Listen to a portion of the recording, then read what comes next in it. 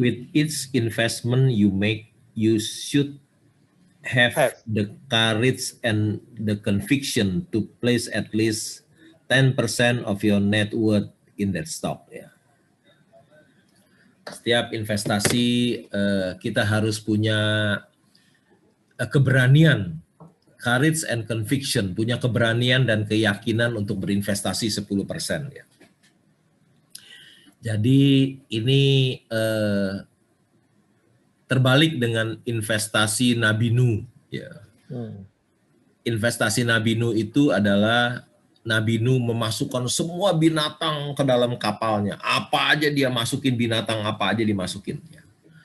Tapi Warren Buffett bilang kita harus punya keyakinan dan keberanian dan keyakinan untuk berinvestasi 10% dari harta kita di dalam satu saham. Ya.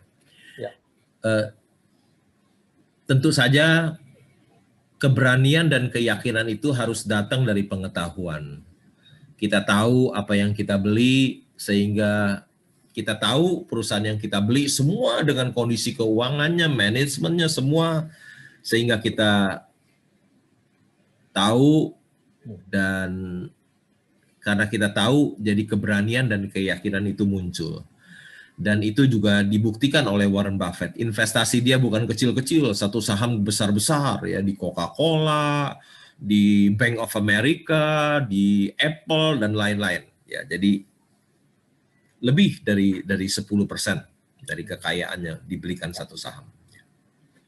Risk can be greatly reduced by concentrating on only a few holdings ya. Resiko itu bisa menurun dengan hanya memegang beberapa saham. Ya.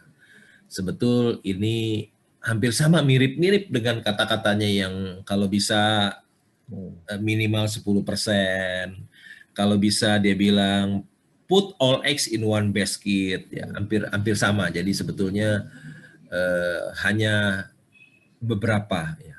Yeah.